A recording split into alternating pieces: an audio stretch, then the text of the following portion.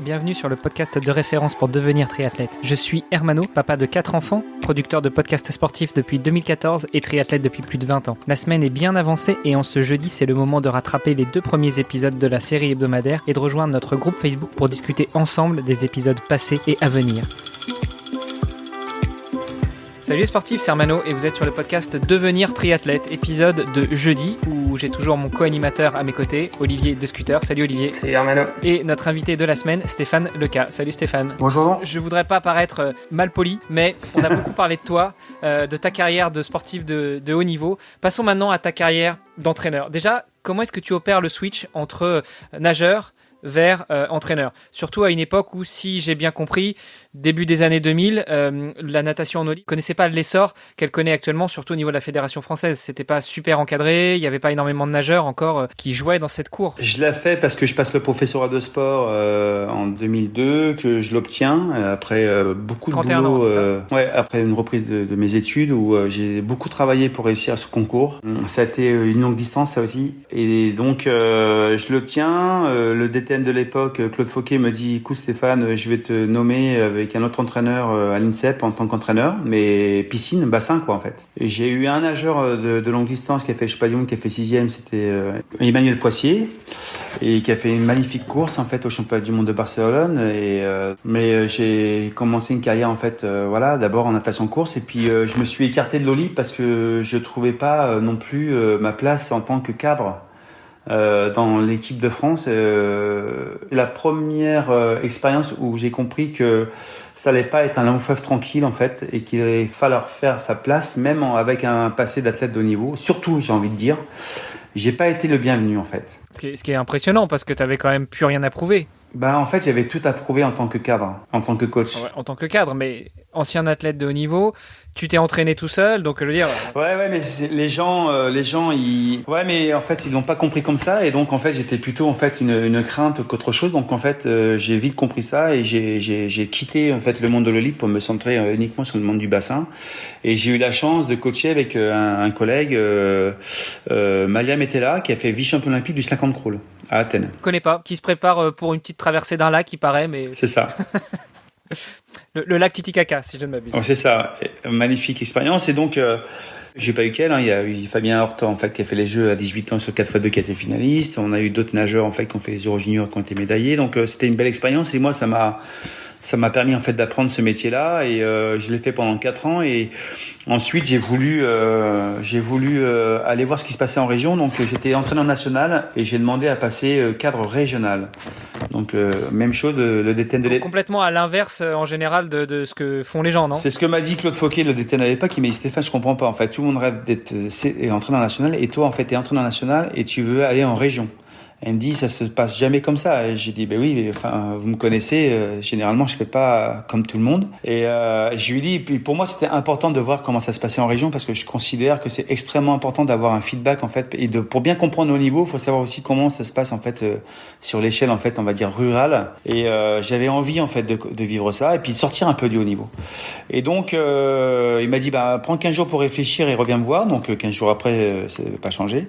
Et donc j'ai fait 7 ans dans ma région, en plus en Picardie, où je suis allé en fait dans des villes comme Albert, comme d'autres villes où j'étais content d'y aller, parce que je voyais vraiment les problématiques qu'avaient les clubs dans leur ville en fait, dans leur petite ville, dans leur village en fait, pour savoir comment on faisait pour nager.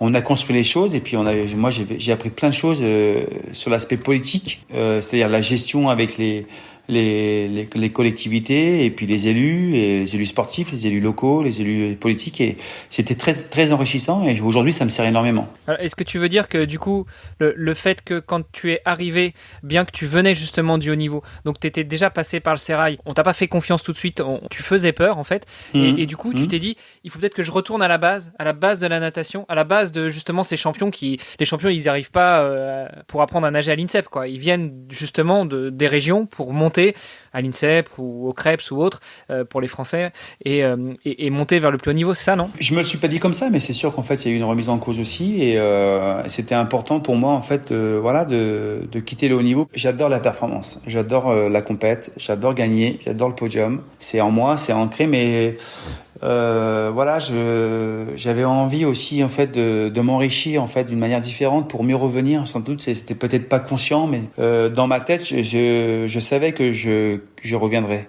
En tout cas, j'essaierai de revenir. Et d'ailleurs, en fait, 2 fois, on m'a proposé de revenir en fait sur une échelle nationale, en fait, dans l'eau libre d'ailleurs, et j'ai refusé parce que pour moi, le projet n'avait pas de sens. Et j'y suis revenu uniquement parce que Lionel Horter, qui était devenu DTN à cette époque-là, en 2013, m'a dit bon, j'aimerais que tu viennes. Et je lui dis ok, le budget de l'eau libre, c'est quoi? C'était pas grand-chose. Et je lui dis est-ce que si je gagne plus de médailles, j'aurai plus de budget? Il m'a dit oui, bien sûr. Et je dis bah ça m'intéresse.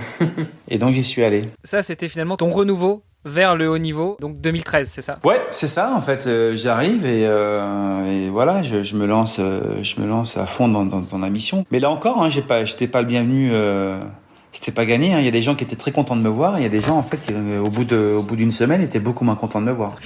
Qui d'ailleurs? Enfin, qui? Je veux pas de nom, mais non, mais quoi, des gens sur qui tu remettais en cause le travail ou des gens à qui c'est-à-dire que moi en fait, j'avais pas la même stratégie qu'avant. Donc en fait, ils avaient appris des habitudes et c'est normal. Et lorsque vous arrivez et que vous dites plutôt que d'aller en stage au mois de décembre en Nouvelle-Calédonie, vous allez aller à Fourmeux, ça peut aussi poser problème. Donc voilà, et puis quand vous dites avant vous aviez un statut et aujourd'hui en fait chaque année en fait il y a plus de statut en fait, chaque année au mois de septembre tout est remis à zéro. Ça fait pas forcément plaisir, mais moi je dis souvent en fait bienveillance mais sans complaisance. Et donc c'est ce que j'essayais en fait dès le début de mettre en place. Et ça n'a pas été toujours facile, mais sauf que moi, ma mission, en fait, c'était d'être performant. Je veux dire, on est comme une nation forte, avec des moyens importants, je trouve, même si on dit qu'il n'y a pas assez d'argent dans le sport, moi je dis qu'il y en a assez. Après, comment il est dispatché, c'est pas mon ressort, mais c'est une autre question. Mais la responsabilité de la France, lorsqu'on se présente sur une compétition internationale, c'est d'exceller. Et donc, en fait, ma mission, c'était celle-ci. Ce qui est une bonne mission, quand même. Alors, une mission sympathique, elle est encore d'autant plus sympathique quand elle est réussie. Tu parlais des médailles, du coup, pour augmenter le budget. Alors, finalement, ce budget, il a augmenté, du coup? Il a explosé. Avec toutes les médailles, maintenant, il a explosé. Puis j'ai commencé, en 2013, on est en 2021, il a été multiplié quasiment par 2. Beau boulot, bravo. On a plus de nageurs au niveau aussi, on a plus de cadres. Quand je parle du budget, c'est pas seulement le niveau, c'est aussi le développement. On a beaucoup plus de courses pour faire nager plus de monde. Puis l'eau libre, en fait, connaît un essor extraordinaire. En 2013, il y avait 3000 nageurs par an qui faisaient de l'eau libre. Aujourd'hui, il y en a plus de 30 000. Absolument plus rien à voir. Donc, c'est aussi logique par rapport à ça, mais encore fallait... Donc finalement, ton budget, il a pas si augmenté que ça, parce que si le nombre de participants il était multiplié par 10, ton budget, il aurait dû faire fois 20. Ouais, enfin, mais il a augmenté. Non, mais je veux dire, c'est pas quelque chose qui était important pour moi d'augmenter le budget. Ce que je vous souhaitais, c'est que on puisse faire des actions avec l'ensemble des personnes en fait qui s'investissaient dans cette discipline. Et je parle pas seulement du haut niveau. Il fallait leur proposer en fait des produits en fait qui étaient cohérents par rapport à ce qu'on souhaitait en fait développer. Donc il y a le haut niveau, il y a les médailles olympiques, il y a les médailles au Championnat du Monde, Championnat d'Europe, et puis il y a aussi en fait être capable en fait de faire une course. Il y a plus de 3000 personnes qui participent parce que c'est une belle étape, c'est sympa. Et puis voilà quoi. Donc moi mon rôle en fait c'est de faire pratiquer du sport et puis l'eau libre. Tiens, j'ai une question toute bête. Est-ce que justement la nage en eau glacée fait partie de cette branche de la Fédération française de natation? Oui, et du département eau libre. C'est-à-dire qu'en fait un jour j'ai vu j'avais des potes en fait étrangers qui nageaient de plus en plus dans l'eau glacée. J'ai dit au DTN et au président, j'ai dit il faut le faire ça. Je dis parce que sinon ça va nous passer entre les mains. Et puis au début, j'ai eu des gens qui étaient pas trop d'accord, et puis ça a changé de direction. Et là, en fait, ils m'ont dit banco, et ils ont bien fait. Et je suis convaincu. Là, on a eu un coup d'arrêt avec la pandémie. Et je suis convaincu qu'il y a de plus en plus de personnes qui vont s'y mettre. Alors c'est une discipline quand même singulière et dangereuse, il faut être préparé, mais il y a de plus en plus de personnes en fait, qui nagent en maillot de bain dans de l'eau à entre 0 et 5 degrés. Il y a un effet de mode aussi, non, autour de oui. Enfin voilà, la méthode Wim Hof bien aussi, sûr. On entend beaucoup parler en ce moment. Oui, bien sûr, la méthode Wim Hof, et puis en fait se prouver en fait qu'on a 50 ans, qu'on est encore capable de faire des choses en fait exceptionnelles. Et puis se donner des challenges dans la vie, et puis en fait il y a un côté santé et nature en fait important. Je sais pas, il y a des études en fait médicales qui ont prouvé que on augmentait ses défenses immunitaires quand on nageait en fait dans de l'eau glacée, donc c'est pas inintéressant non plus.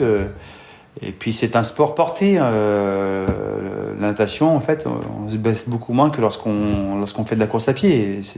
La course à pied est un sport magnifique, mais la natation, pour ceux qui ont des genoux un peu en vrac comme moi, c'est quand même plus sympa. Petite question par curiosité, tu parles de blessures. Est-ce que dans ta carrière de nageur, tu as fait face à des blessures? J'ai eu quelques tendinites, mais rien d'alarmant. Par contre, j'ai eu un arrachement ligamentaire au niveau de l'acromio, oui, en fin de carrière, mais qui est lié aussi parce que j'avais repris mes études et que j'avais plus le temps de m'étirer, j'avais plus le temps de faire toutes les mesures prophylactiques, donc j'étais à 200 à l'heure et forcément, à un moment donné, ça paye. Bon, donc vous avez compris, ne sautez pas vos séances d'étirement. Ah non, bah non, jamais. Alors pour revenir un petit peu justement sur ta carrière d'entraîneur, 2013, donc tu rejoins le groupe Eau Libre en tant que directeur de la discipline, donc même pas entraîneur. Directeur, donc DTN, enfin juste pour les Français. Ouais, en fait moi mon rôle en fait c'est pas d'entraîner, moi mon rôle en fait c'est de faire faire. C'est pas péjoratif, c'est en fait c'est m'entourer des personnes en fait compétentes qui savent s'inscrire dans un projet de groupe de façon à optimiser et rendre possible des choses que l'on rêve. Toi finalement t'entraînes plus là, tu délègues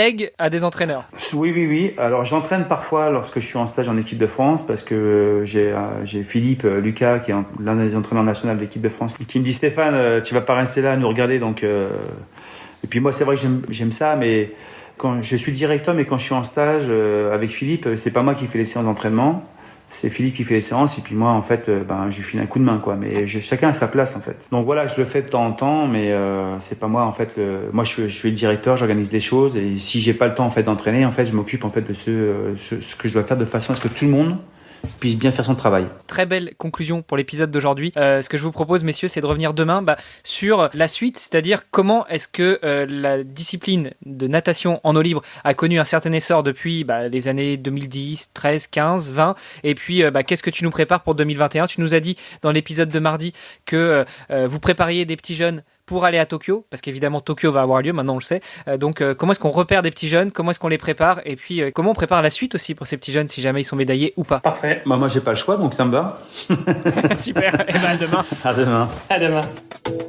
Vous avez apprécié nos échanges? Alors n'hésitez pas à aller sur Apple Podcast, laisser un commentaire, passer faire un petit tour sur les différents réseaux sociaux, taguer notre invité dont on remet toutes les coordonnées dans les notes de cet épisode, et n'hésitez pas à venir faire un petit tour sur notre groupe Facebook, c'est le meilleur moyen d'interagir avec nous et d'en savoir un petit peu plus sur les actualités multisports du moment. Je vous donne rendez-vous demain pour un nouvel épisode. Salut les sportifs!